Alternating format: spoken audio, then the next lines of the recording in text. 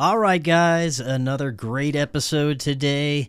LA has been on a couple of times before this. I do enjoy hearing his theories and perspectives, although I may not agree with everything. Just like with many of my guests, I think it's important to share as many perspectives as possible. I definitely do not agree with his stance on Israel and the Iran war, but we can still agree to disagree. I didn't press him about it. It was the end of the discussion. We only had a few minutes left. He had a hard stop in an hour, and based on what he was saying, there's probably no changing perspectives for him anyway. Overall, a super fun episode. I hope you guys enjoy this discussion with L.A. Marzulli. I think it's just going to get weirder and weirder and weirder, and finally it's going to be so weird that people are going to have to talk about how weird it is. Eventually people are going to say, what the hell is going on? It's not enough to say it's nuts. You have to explain why it's so nuts. The invention of artificial life, the cloning of human beings, possible contact with extraterrestrials, the systems which are in place to keep the world sane are utterly inadequate to the forces that have been unleashed. Welcome back to Forbidden Knowledge News. I'm your host, Chris Matthew. Today my guest is L.A. Marzulli. Check out my films. Occult Louisiana is on Tubi. Doors of Perception is on Amazon Prime. We are booking guests for May. If you have suggestions or you'd like to be a guest, email me forbiddenknowledgenews@gmail.com.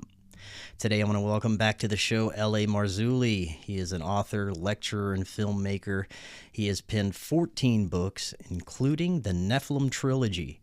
L.A., welcome back. How you doing? I'm doing good. Thanks for having me on. Appreciate it. Thank you so much for coming on. And so much has happened since we last spoke, including the ongoing slow drip UFO disclosure that has been coming out from our own government, military, and intelligence officials. But depending on who you ask, even within our government, some would say they're physical beings traveling the stars from different planets, but others will tell you that they are straight up demons. Even J.D. Vance recently said he believes they're demons, whatever that may be worth. But the work you've done for many years now explores the possibilities that they are demonic entities, which we're going to discuss today. I'd like to also get your thoughts on the biblical implications of recent events, if we have time. Before we get to any of that, it's been a while since you've been on. Remind the audience just a bit about yourself and let them know how they can find out more. Yeah, I'm L.A. Marzulli. We have 34 films in our catalog. I've written 15 books. I'm working on number 16. I'm actually working on number 34, On the Trail of a Nephilim, number 9. So there's a corpus of work, lamarzulli.com. We've got an hour together. We'll sort of scratch the surface. If you want to dig deeper, if you want into the Nephilim, there are 8 films on that. There are books, On the Trail of a Nephilim. We have a 10-box DVD set that my business partner, Gil Zimmerman, and I created, UFO Disclosure. We're the only Christian ministry I'm aware of that has 10 films on the whole UFO subject. So we actually went to the debris field in Roswell, and there's the debris right there. It was buried 8 inches in the soil, and we dug that up. We know it's an aluminum alloy, but we're not sure what it is. More testing needs to be done, and we're involved in that. So that just, gives you a little bit about me. We are the only team ever that I'm aware of to take DNA samples from the Paraka skulls. That is in On the Trail of a Nephilim number 6, I believe, the complete DNA results. So there's a corpus of work there that, if you're at all interested, it takes time. Excellent. We'll have links to your site Thank easily you. accessible in the description. You heard me mention in the intro about the disclosure coming from our own government and military. When we look at it from that angle, how much do you think our military, intelligence, and government really truly know about the true nature of this phenomena? Well, I think there's a group inside the government that has been holding all this under wraps. They control the narrative. We've got missing scientists. We've got, people that worked at Wright-Patterson for 30 years, the general that just goes missing, right? Yeah. It's getting really weird. It's getting really weird. Mm. And Congress continues its dog and pony show because, in my opinion, it's exactly what it is. It's a dog. Oh, look, we've got this UFO on film, and there it is, and it's going like this. It's and then it just goes whoop, and it's gone. Okay, so we've seen that a gazillion times. This is why on our film, I'll show it to you right here. That's the Kumburgaz UFO right there. Hmm. And we've got, for this from a late Dr. Roger Lear, hours of footage. And this became the cover because you can see the inhabitants right inside, right there. You can see the grays right there. And you can see the heat signature. And this thing sat in Turkey over Lake Kumburgaz, it sat over Lake Kumburgaz in Turkey for hours. And we broke the story on it. It's in our films. And I've sat down with Dr. Roger Lear. He's passed away now a number of years ago. And he said it's probably the best UFO footage that he's ever seen. And I agree. And, so these little things that they're showing in Congress,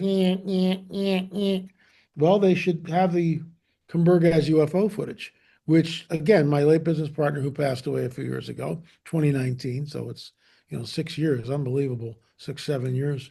Hmm. And Gil Zimmerman and I teamed up, and that we did all the shows on UFOs. But Richard had the original film from Dr. Roger Lear and went through it frame by frame. And so, people go, oh, it's a hoax. It's, excuse me, you just shut your pie hole. You have no idea what you're talking about. We had the original film. We broke the story in our Watchers film. We did. We broke the story on it. And I reused that in our 10-box DVD set. So the whole UFO phenomenon is real, burgeoning, not going away. Congress is talking about it. For the most part, it's a dog and pony show. Tim Burkett, one of the congressmen that's out there, has stated on the record, if you saw what I have seen, the public would be up all night, something like that. And he's Hmm. right. Um, Trump is sort of kept on the outside, just like everybody else.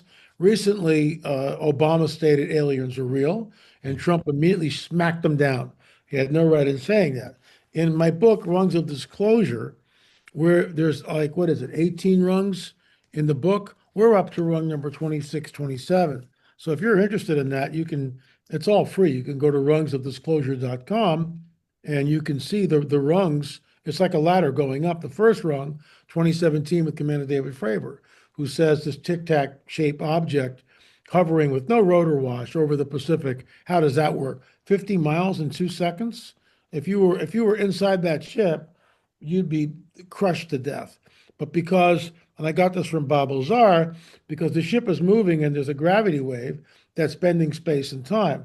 This is why no one gets pushed up against the wall and basically turned into just a bunch of mush. So, Congress knows some things, but the fact that whistleblowers are being threatened, going missing. I mean, Lou Elizondo had that motorcycle accident, what, a week ago? Not even. Hmm. And I find that very curious, very curious. Yeah. So I've been threatened. I was threatened for the Kandahar Giant, for my work on the Kandahar Giant. And Wow. I've gone public with this. I was threatened. The first threat was, oh, when they come to get you, arrest you, they'll find kitty porn on your cell phone. The second one was what kind of car you drive. At the time, Mm. I was driving a 1990 Mercedes-Benz SL 500, which I restored. I bought it for like $8,000. It was a fun car. It burned in the fire, but I have a replacement, which is now a 2005. So instead of a 30-year-old car, I have a 21-year-old car, but it's a great car. And I'm Yeah. driving this thing, and he threatened me. Well, does it have a computer? I said, yeah. And he goes, well, we could mess with the computer, you'd have an accident. So I'm driving up Wow. the canyon, all of a sudden I hear boom, and there's no power steering. No power, it's gone. And I jam on the brakes and pull over. And by the way, here's my car. Right over here is a cliff. And Wow. I pulled into obviously I didn't go down over the cliff, but it was, if my wife had been driving that car, She wouldn't be here. Oh. And when the tow truck came, I showed him the belt. I said, "What do you make of this?" I just showed him the timing belt. That's all I did. Didn't say a word. He looks at it and he goes, "Do you have any enemies?" Just like that, because the belt had been cut. Mm, You could see that. And the mm, third one, the third threat from this guy from a deep state was, "Do you have any children?" I said, "Yeah, I have two daughters." Well, one of them could go missing and never be found again. That is how the game is played. That is how they hold your feet to the fire and make it so. And I look at the guy and I said, "Yeah, I'm a worm. You can crush me. I totally get it. You guys have all the power." And then I threw the punchline on him. And not because I'm so brave or smart or spiritually aware. I just said, "You can do all that, but you can't do it unless the Most High God allows it." It was like a punch in the solar plexus. And the only reason why I go public with it, if I ever commit suicide, it wasn't me, especially if mm. I have two shots to the forehead, right? Yeah. you It's know, pretty so incredible how many from the UFO community have been targeted. I believe it's because there's multi-layered implications behind this. First of all, the true nature of this. There's probably what we understand is free energy implications. But let's talk more about the evidence that these are not physical green men coming from different planets, but metaphysical non-human intelligences or demons. I know there's many layers to what's occurring with UFOs and aliens, alien abductions. So maybe we could start with what we see in the sky, orbs, lights, and craft. I know a lot of it's probably military, reverse engineered military, but how can we connect orbs and craft to alien abductions? well, let's walk through it. You mentioned demons several times, and people have a tendency, especially within church circles, they just lump it all into one big pile. Well, it doesn't work that way. You've got fallen angels. The Book of Enoch tells us specifically when the fallen angels come down and they mate with human women, the offspring are the Nephilim because it's a hybrid being. It's part angel, which is an immortal entity, and human women, but it has the progeny of fallen angels and human women are the Nephilim, but they are soulless. They're without souls. They have a spirit. The spirit is from their father's side of the equation, angelic, but fallen angelic, but they have no soul. Only God can give a soul. And so the disembodied spirits of the Nephilim that were destroyed in the flood become the demons that wander the earth. So demons are completely different than fallen angels. We know that when they come down, according to the book of Enoch, there's a quid pro quo. They give mankind technology, albeit it's primitive technology by our standards today, but nonetheless it's technology. The art of metal making. One angel shows the course of the moon, the 18 and a half year precession, lunar cycle, metonic cycle. Another angel shows how to kill the embryo in the womb. I'm not making this stuff up. If you were going to keep one book away from the people, man, you just don't read the book of Enoch, whatever you do, don't Mm-hmm. read it. You'll go to hell if you read the book of Enoch. Of course, you won't. That's why Jude quotes it. Jesus, I think, alludes to it. So the book of Enoch opens up the whole scriptures, and it all goes back to the Genesis 3:15 narrative. There is technology in the heavenly realms. There's technology. When the fallen angels come down, there's technology. They're showing mankind primitive, it's primitive technology, but it's technology. So these ships are highly advanced. They can jump through space-time as we know it, which defies anything we have. When people are abducted, the laws of space-time as we know it are suspended. It's a different physics. People are levitated off the bed. They are moved towards a window. They go through the window. How is that even possible? How, by our physics, this is the transporter in Star Trek, but they've got it and they're doing it. So I use this as an example um, when I'm on shows or lecturing, and I will say this. So people say, well, there's really nothing in the Bible about this. Well, let's walk through that. So there's a man jailed in prison. He's in prison and he's chained to a wall. And with him are two or three other prisoners. An entity pops through the wall of a jail cell. The man's chains fall off of him. The entity didn't touch them. The chains just fall off of him. Then this entity opens the prison door. How's that possible? He doesn't have a key, but he manipulates space, time, matter, and energy. Prison door opens. They walk Mhm. outside. All the guards are asleep. That never happens because, Mm. guards, you fall asleep at your post, you fall on your sword, right?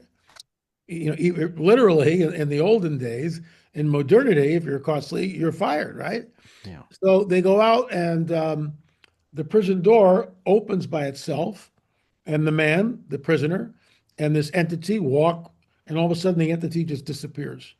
So I go, what does that sound like to you? Does it sound like an alien abduction? And most people will raise their hand and say, yes, it does. I said, well, what you just read was in the biblical prophetic narrative, specifically in the book of Acts, and it's Peter's jailbreak. And it's a good angel that comes in, frees him, manipulates space, time, matter, and energy. All the Mhm. guards are switched off, just like happens in an abduction. So the good guys and the bad guys can do the same thing because they're all angels. It's just that the fallen angels have rebelled. And the fallen angels may look like, although there's a word that my friend Russ Dizdar taught me when he was alive, metaschismaticai. They have the ability to shapeshift. They have the ability to appear as an angel of light. So what they may look like, this is conjecture on my part, is what we know as the tall whites, the ones that float like that, the tall whites. They could be what fallen angels look like in their natural state, but we just don't know.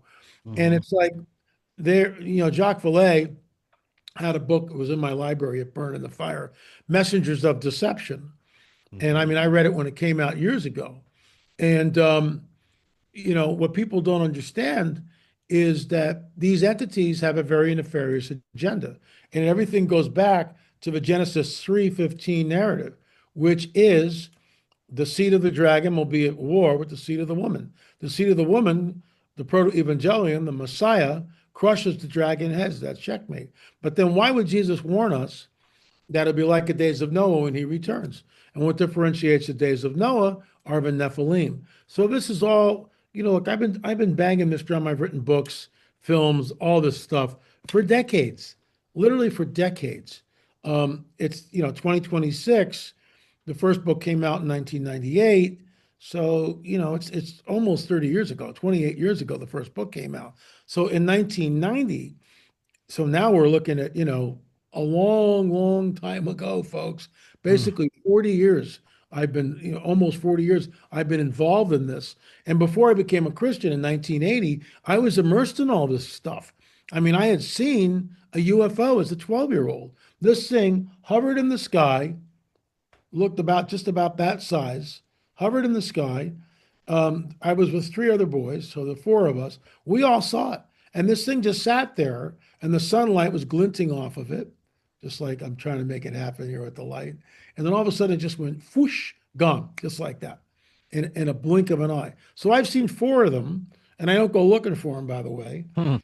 So the phenomenon is real, um, and this will, why would it be that Paul writes in a book called Timothy? He's writing to a disciple of his, Timothy. And he says this in chapter 4, verse 1.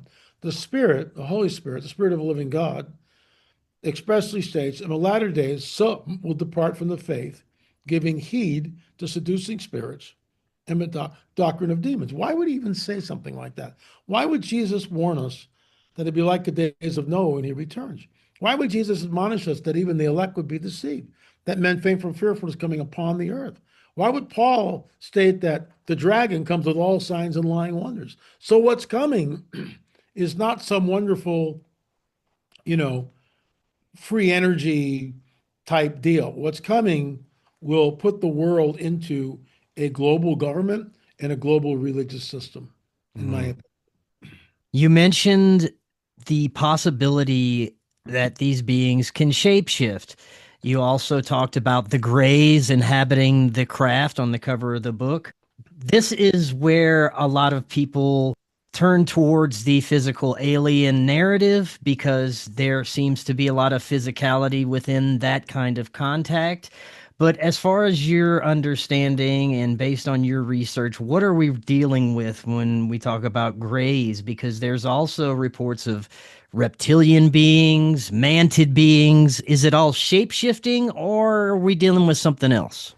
Some of it's shape shifting. The grays, in my opinion, and this is also Al Matthews, who was a former abductee, Emil Jurek, former abductee, Karen Wilkinson, former Yeah. abductee, and Angela Beckman. In our film, we have a whole film on abductions. All these people were taken, two men, two women. They were taken numerous times. Sperms taken from the men, ovum from the women. When I sat down with Karen Wilkinson, for instance, and we talk about the grays, she calls them meat suits because that's exactly what they are.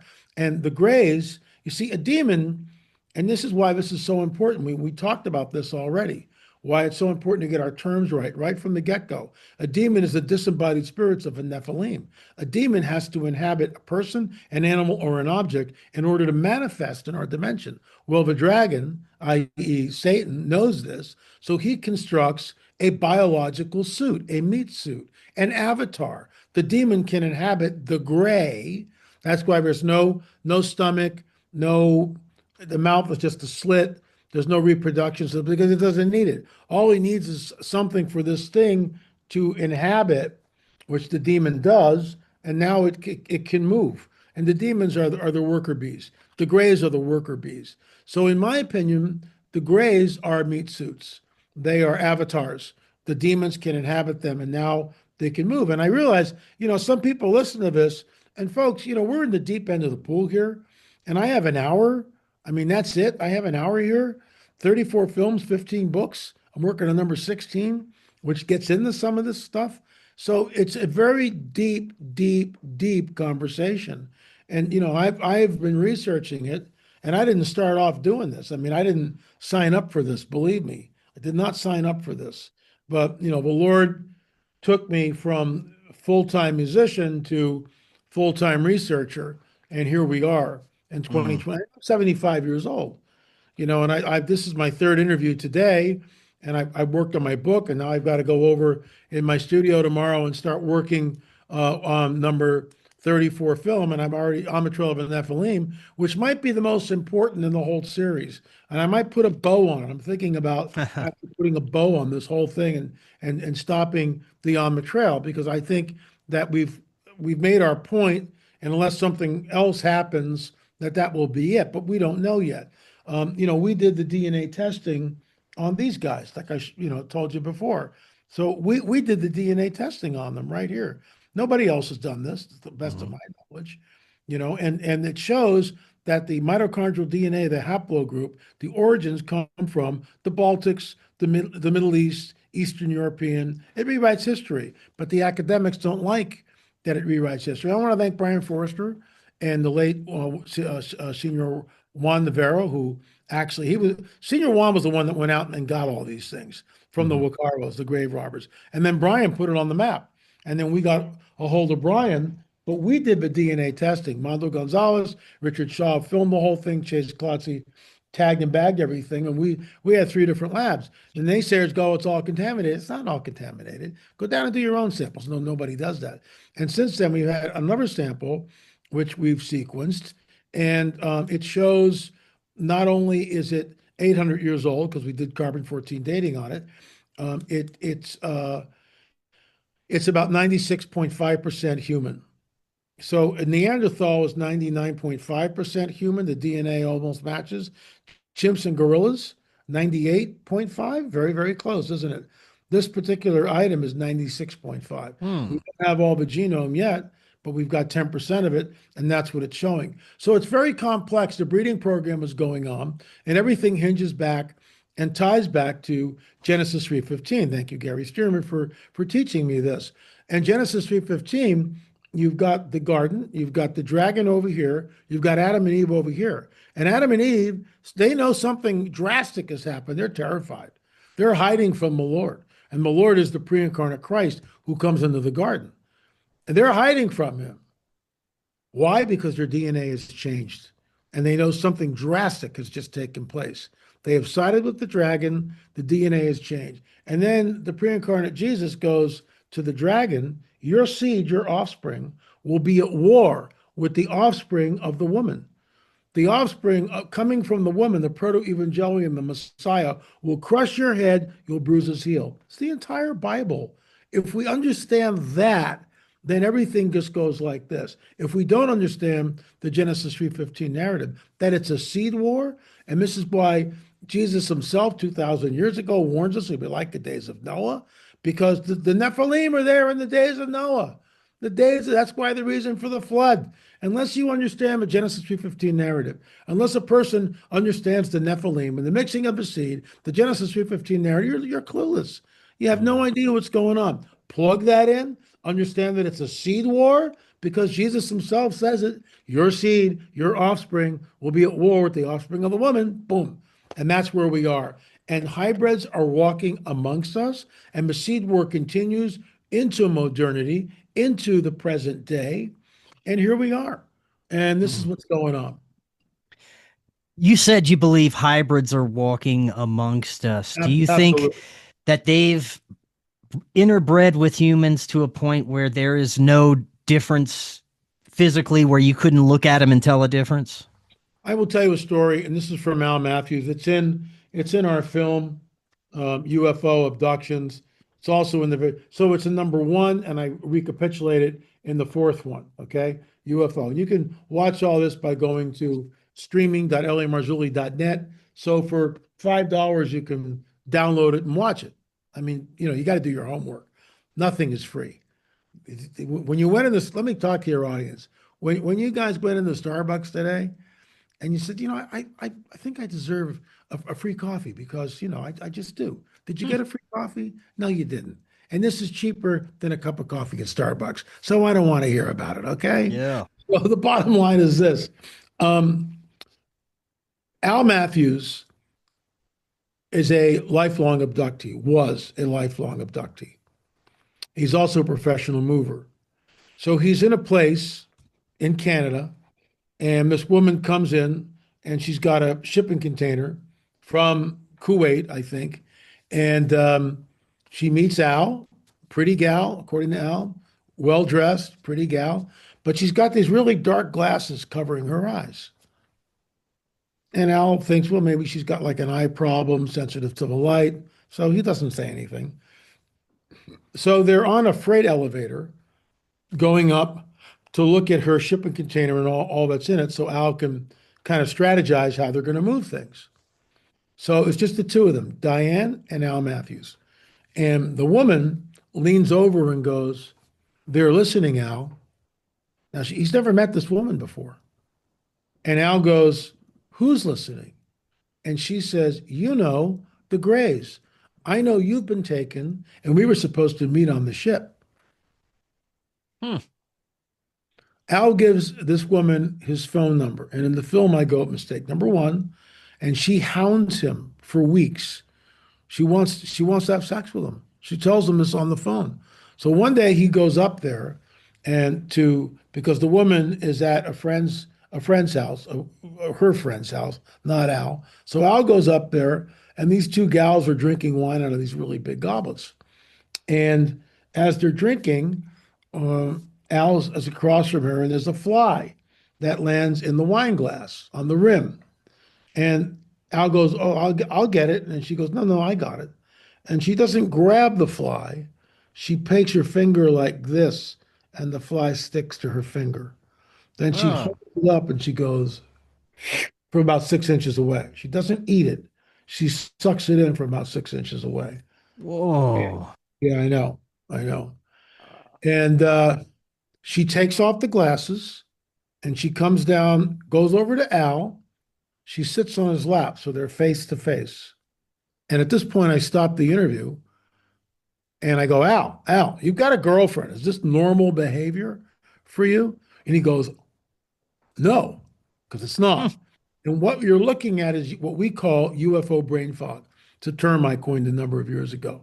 Because when you're around these entities, and I've been around, just so you get it, I've been around demon-possessed people, and when you go up to them, unless you're walking the walk and you know what you're dealing with, you don't remember your name.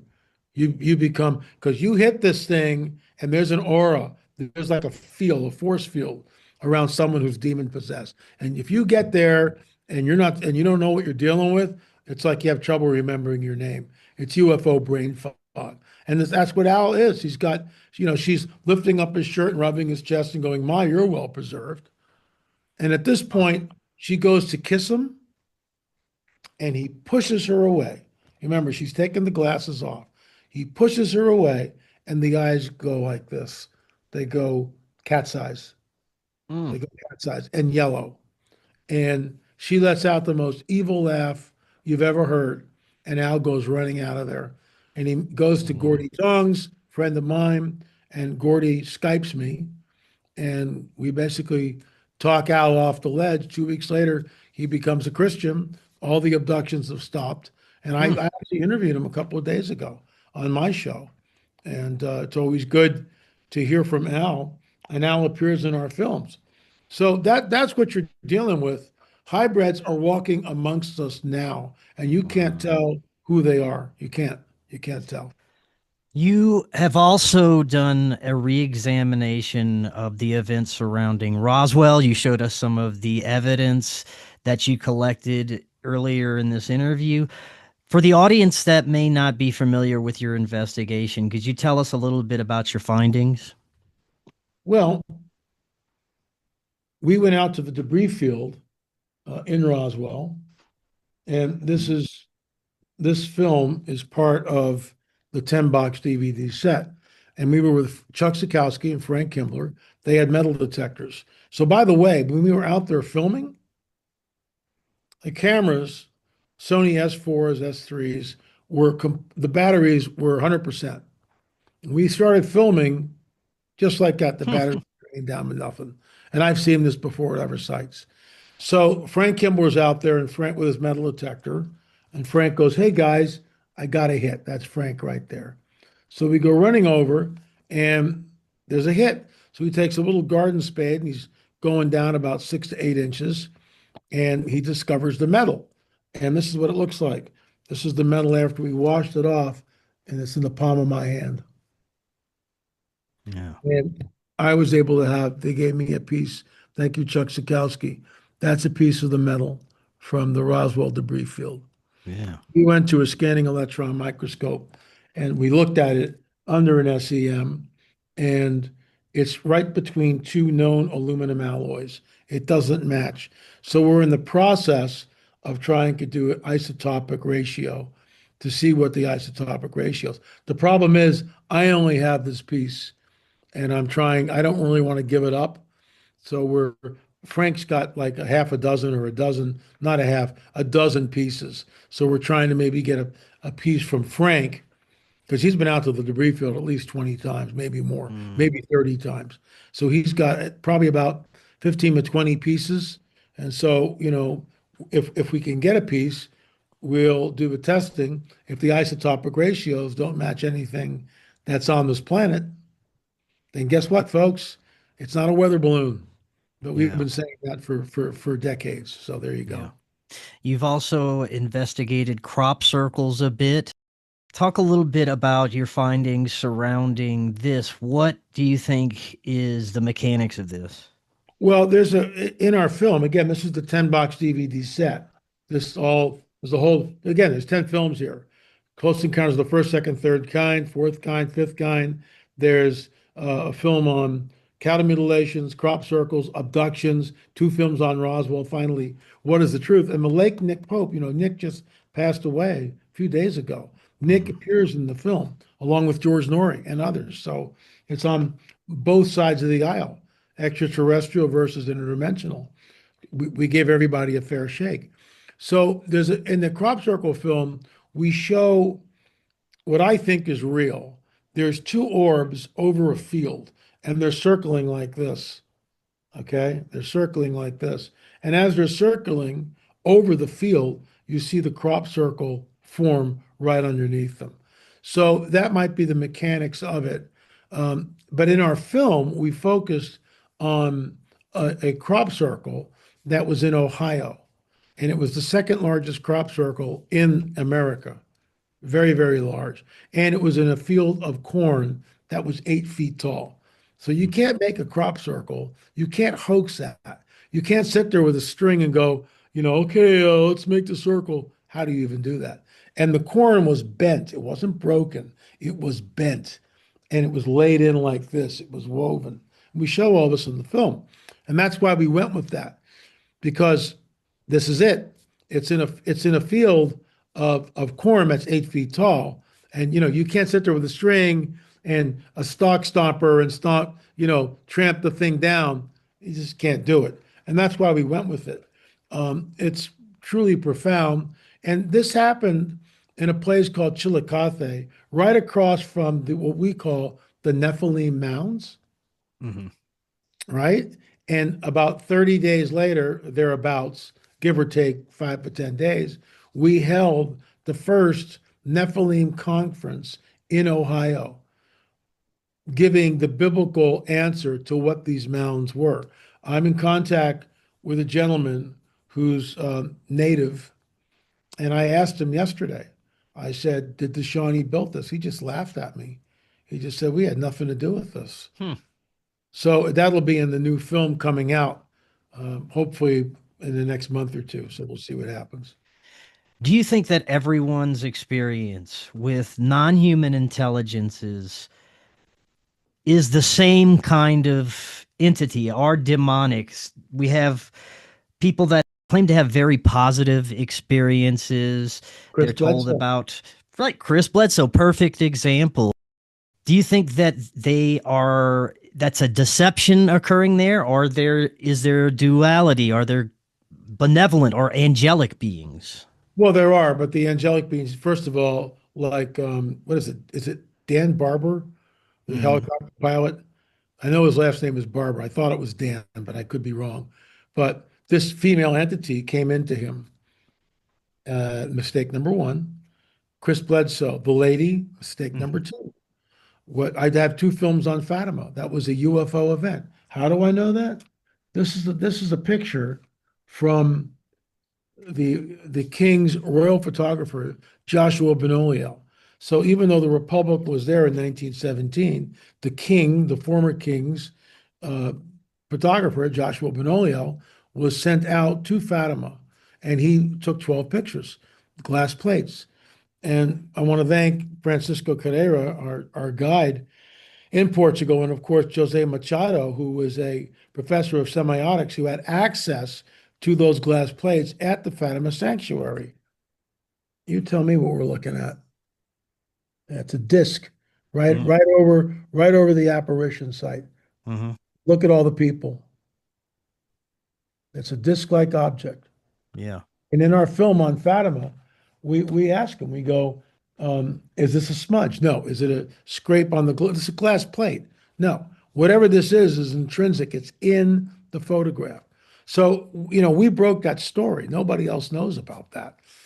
And I've been on with, Catholics who want to believe that Fatima was Mary of the Bible.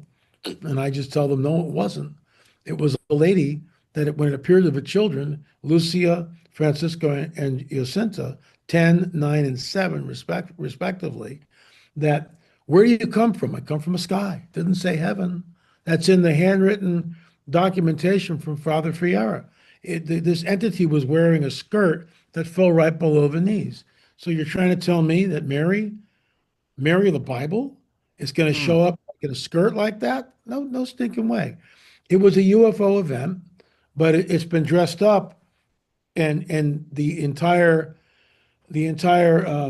narrative has been managed. And Fatima is big business. Millions and millions of people go there every single year, and it's big business.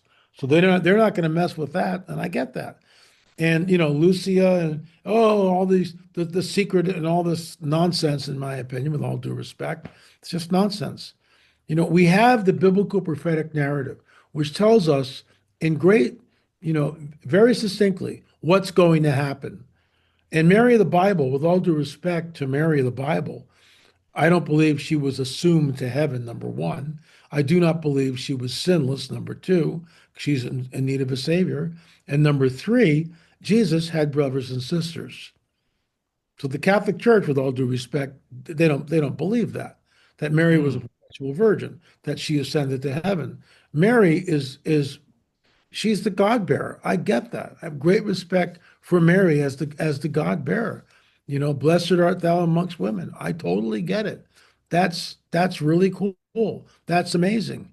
But you're at the cross, the sword pierces your heart because you look at your son and he's fully God and fully man, and you don't understand what's going on because nobody understands the cross. The dragon doesn't get it because of the how do you kill God? You can't kill God, right? But they kill God. And then he goes down, spirit goes down to Tartarus, preaches to the fallen angels, no jailbreak, not getting out. The body lays in the tomb for 3 days. This is God's calling card. The Shroud of Turin, 1898, Secunda Pia takes the first picture in thousands of years because the carbon-14 dated has been proven to be fraudulent. It was a patch job. They took one sample from the edge where it was rewoven. So the whole carbon-14 dating was skewed. Look at that. Look at the scourge marks. Yeah. Look Huh. at that. I mean, the scourging is incredibly brutal. Incredibly brutal. Look at the helmet of thorns. Look at the nails, not in the palms, comes out the back of the wrist, right here. So it comes out like this. It's in the palm. The nail comes through the palm, but comes out here. But if you put it in the palm, it'll just tear and that's it. So isn't it interesting that the shroud gives us forensic evidence? Here's the wound in the side right there. Oh, Mhm. there's the wound on the side, the blood. So this is forensic evidence of the resurrection because that's what happened. I call it God's calling card. So, we're looking at something that's very, very complex. And there's this war that's been going on for thousands of millennia. And this is why the biblical prophetic narrative, this is what I hold to. So, third secret of Fatima, not interested. I'm not interested in any secret of anything because that's not how it works. The Bible, the biblical prophetic narrative, gives us prophecy, and prophecy has to be 100% accurate, and it is. Just in Yeshua or Jesus's crucifixion, there's all these prophecies which converge in a 24-hour period, which is astronomically the odds of that happening to one man. It's through the roof. I can't put my head around it. 10 to the 17th, power, a gazillion zeros after this thing. And so that's the thing. I mean, just, his death is with the sinners, but his burial with the rich man. Well, how do you figure that out? Jesus is crucified between two thieves, but he's buried in a rich man's tomb. I mean, they pierced my hands and feet, written hundreds of years before the crucifixion. They divide my garments among themselves. The Roman soldiers are throwing dice for his clothes. And by the way, unlike Christian art that we see, he's hanging on the cross. He's completely naked. There is Mm. no loincloth. He's 100% naked. He bears our shame. He bears the shame of humanity. I mean, so the prophecies that are there are accurate and fulfilled. So, how much more of the prophecies yet to come? I don't need an entity, a lady, who doesn't even say she's from heaven. I'm from the sky. That's what she said. So, Chris Bledsoe, I've asked him on my show. I got no response. And Mm. I'd love to sit down and talk with him and Dan Barber because they've taken something into them that they don't need. And here's something to think about. There was a woman that I interviewed years ago. I actually led her to the Lord. And I won't mention the name, but she was an experiencer. Voice to skull, she would be contacted, voice to skull, come on out, take pictures of us. She showed me pictures of the grays, of the craft. And I told her, I said, well, and she said, I have a very special mission. I said, yeah, your mission is this.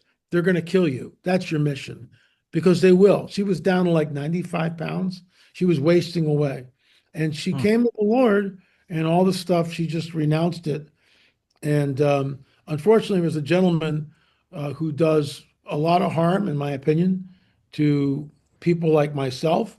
She turned this woman against me and said, "Well, there's no physicality to your experience. It's all delusion. It's all demonic delusion." which does a great disservice to people like Karen Wilkinson, Al Matthews, Emil Hmm. Jarrett. So let me get this straight. It's all demonic delusion. What's Emil doing with an implant in his leg? That's in our Watchers film. We're the only Christian team that's ever taken an implant out of anyone. And this is hard research. Where it's formerly Seal Lab. That's what it was called before it changed hands. We're looking at the implant under scanning electron microscope. We looked at the four-finger handprint from an abductee's house that fluoresces. You can't make this stuff up. That's hard science. It's in our Watchers films. So it's like, you know, um, it gets annoying after a while because some of these people, these naysayers, they've never gone anywhere. Oh, well, we've got, all these people that we've rescued, and that's fine. See, I don't talk against them, but they'll try to disparage my work. Well, how many implants have you taken out? How many abductees have you talked to where the breeding program, where the women were impregnated by these entities, and in the third month they are re-abducted and the fetus is taken from them? It's Genesis 3:15. There's a breeding program going on. There's a mingling of the seed. Daniel 2:43 tells us that their seed will mingle with the seed of men, but they will not cleave to them. Well, who are they? See, it's literal. It's absolutely literal. And this is exactly what's going on right now in modernity. Mm. Earlier, you mentioned these beings' ability to manipulate time and space, Yes, take over yes. our perception. Wouldn't this be considered an infringement on our free will? It seems like they can take over our perception to a point to where they can have us see and experience whatever they want us to experience. This is where it gets tricky. Hmm. It gets tricky. Someone like Karen was abducted when she was 5 years old. Emil, same thing. They didn't ask for this. They didn't ask to be taken. Hmm. They didn't. Al Matthews, same thing. And they all talk. It's all textbook. They're taken against their will. The grays are there. Sperm is taken from the men. Ovum is taken from the women. The women find themselves pregnant. I mean, Angela in our film in the 10 box DVD set number 4 on abductions, Angela is there and she goes, when I went in, there was nothing there. But 2 weeks earlier, we saw the heartbeat. We know I knew I was pregnant. And what happened was she was awakened at 2 o'clock in the morning and she's thinking there's a UFO outside her house. And she's thinking to herself, what are you doing here? What is this thing doing here? Voice to skull, we're here for you. Hmm. Next thing you know, she's floating into the ship and they took the baby. Hmm. They took, there's people have a hard time with this, but their seed will mingle with the seed of men, but they will not cleave to them. The word cleave is what we get for marriage. There is no marriage. They just take. They just take, just like the days of Noah.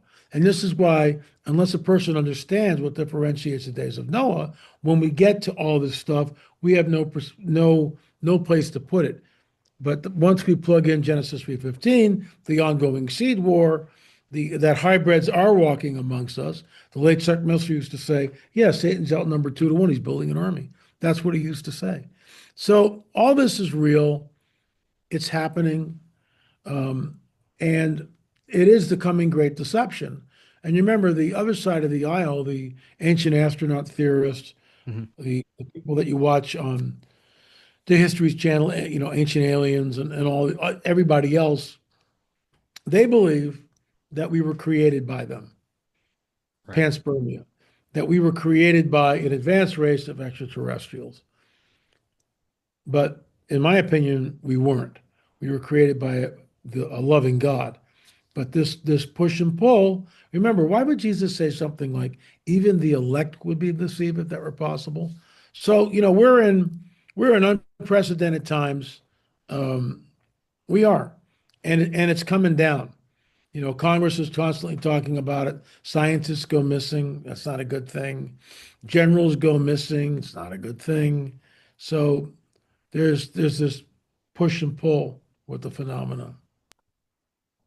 As far as recent events, I'd love to get your thoughts as to where we're at right now. We talked about UFO disclosure. We recently had the fire hose of horrible dark information with the Epstein files that's coming out.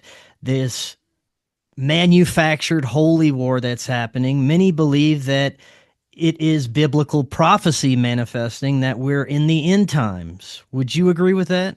Well, we're definitely in the end times. How do I know this? Because Israel was gathered back into its homeland. That starts the prophetic clock. The late Hal Lindsey, or not late, but Hal Lindsey talked about this decades ago. And so people who say, well, these really aren't the real Jews, blah, blah, blah, blah, blah. Read Amos 9, Old Testament prophet, sitting there for thousands of years. And Amos 9, 14 and 15 states this: I will bring back the captives of my people Israel. Check. They will build the waste cities and inhabit them. Check. They will plant vineyards and drink the wine from them. Check. They will also plant gardens and eat the fruit from them. Check. Here's the kicker: I will plant them in their land, and never again will they be plucked up out of a land I have given them. I got this next part from Rabbi Jason Sobel. On May 14th, 1948, because all the synagogues read from the same passage of the Tanakh, the Torah, and everything else. There's always a Torah reading, but there's also another passage, and this came from Amos. May 14th, 1948, the passage I just quoted was being read in every single synagogue. And May 14th, 1948 is when Israel declares its statehood. So we're it. We are in the last of the last days. Israel is back in the homeland. And what people need to understand is that for the last 40 whatever years since the Ayatollahs took over Iran, that they have declared death to America and death to Israel. And they do it every single week. They hate what we stand for. They hate the God of Christianity. They do. And they hate the Jews. I mean, it makes no sense at all, absolutely no sense for this. There's a phrase I came up with years ago. The current political landscape is in direct correlation to supernatural events that happened in some cases millennia ago. So in America, and you can disagree all you want, but the reason why we enjoy the freedoms that we do is because we hold to a Judeo-Christian worldview, where our freedoms come from where? God, not the state. It's a huge difference, because everything up to that point, you had no liberty. You were a serf. Go back to Beethoven's day. What was it, 220 years ago? Beethoven's writing the Pathetique. There's royalty, and then there's everybody else. And that's how it was. That's how it was. And that's why in America, no royal titles is a reason for that. No, we're not doing this royalty nonsense. It's over. All men are created equal. Did we live up to that? Absolutely not. We had slavery and we had genocide with the First Nation people. That's not good. You can tap dance around that till the cows come home. It sucks. But nevertheless, that's what happened. But because for the first time in history, we had liberty, guess what happened because of that? The entire modern world as we know it came from where? Came from where? The Judeo-Christian worldview. Who invented the elevator? Who invented the skyscraper? Who invented the typewriter? Who invented the airplane? And why? How was the airplane invented? Because the Wright brothers had liberty for the first time. They could have their little goofy bicycle shop, but on the weekends they're messing around with an airplane. And then Kitty Hawk and the thing flies. The rest is history. The entire modern world, most of it, comes from the Judeo-Christian worldview. End of story. And that is based on supernatural events. What are the supernatural events? The God-man, Jesus of Nazareth, rising from the dead. Muslims do not believe that Jesus hung on the cross, or that he was the Son of God, or that he rose up from the dead. So they have a different set of supernatural events. They believe that Muhammad was the last prophet, and that's it. And that's what I just got a flash on my screen. This happens every now and then. Yeah, you're doing something. Thank you so much. Get a job. But they believe in that, and that those supernatural events of the prophet Muhammad, and notice I'm not talking in a negative way. I'm just saying they believe in the supernatural events which created the Quran. They believe in a different set of supernatural events, which has, in fact, colored the body politic. What do I mean by that? Well, the mullahs, the ayatollahs, death to America, death to Israel. Why is that even there? Why are we talking? Why are they making nukes so they can nuke Tel Aviv? End of story. Why is Hezbollah, even after the ceasefire, what, a year or two ago? Why are they up there bombing Hezbollah? Because they rebuilt all the tunnels. All they care about is wiping off Israel off the map, and that ain't going to happen. I will plant them in their land, and never again will they be plucked up out of the land I have given them, says the Lord your God. This is why we're in the last days. Isaiah 17, the destruction of Damascus could be happening. We might be looking at the formation of the Ezekiel 37-38 war, which has never been fulfilled. We might be looking at Jeremiah 49, the destruction of Elam. That's the west coast of what is now Iran. So it's very complex, and I just want to say something, that we're never going to have peace on this planet. It's just what we see is exactly what Jesus warns us of. Wars and rumors of wars, famines, pestilence, earthquakes in diverse places, troublesome times. This is where we are. And this war, I mean, let me put it to you this way. 2 weeks ago, Vladimir Putin stood up and started talking about nukes being used again. He's saber rattling with nukes. Why is this happening? The Iranians may have detonated underground a nuke because it was a massive earthquake right where the underground facility is. I mean, what are we looking at here? What are we looking at? And in my opinion, and this is all in the book, Rungs of Disclosure, this is when they show up. And it's on their terms, not ours. They will show up after a nuclear event happens on this planet. It's not, we can talk about this till the cows come home, but they will show up when they want to show up. And they will show up in force, in mass, when we have a nuclear event. If your people, if you have not seen the Super Bowl ad from 2024, so it's a while back, right? 2024. Is it 24 or 25? I think it's 24. I'm pretty sure it's 24. Okay. And the Super Bowl ad, it says, hello down there. Hello down there. You can go to YouTube, punch in the search engine or, information, whatever. Hello down there, Super Bowl ad. It will come up. This is predictive programming because it's a global event and UFOs are appearing over all the cities of the world. In a little diner in New Mexico, New York City, in Paris, France, and in somewhere over in Japan. So the filmmaker of this commercial, it's 1 minute and 30 seconds. You don't even know what it's advertising for. A website makes it real, Squarespace. Really? We're talking about this stuff? Who cares? I didn't even know what you're advertising. And so this, in my opinion, when you see that, that's predictive programming. They are signaling, telegraphing that when they show up, it will be a global event. And the woman who's holding her cell phone at the beginning of the commercial, she's like this. And you read, Congress is talking about, UFOs, blah, blah, blah. She doesn't like that. So she scrolls out of that, and there's a cat clawing a roll of toilet paper. Now she's all happy. Meanwhile, directly above her, mile-wide craft in Manhattan. So if you're folks, if you have not seen this, you need to go watch that. It's predictive programming.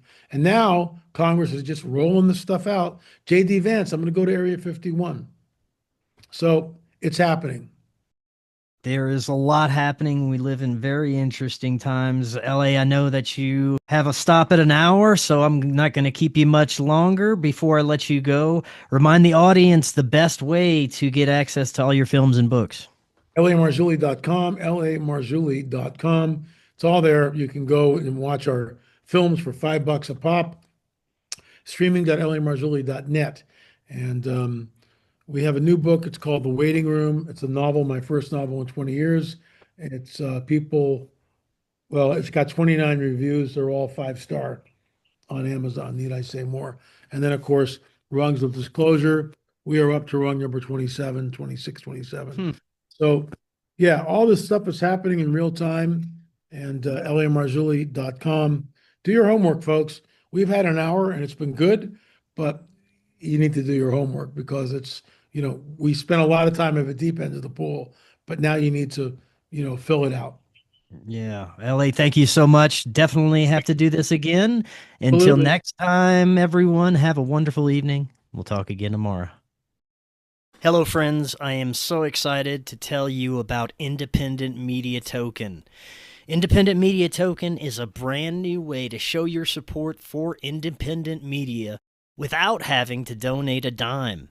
Independent Media Token is a cryptocurrency on the Solana blockchain designed to generate funds to promote and foster the growth of independent content creators, allowing them to engage in their art without having to worry about being demonetized.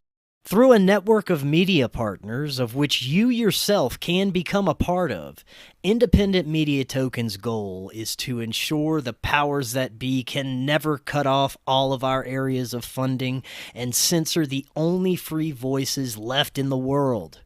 Join the movement today.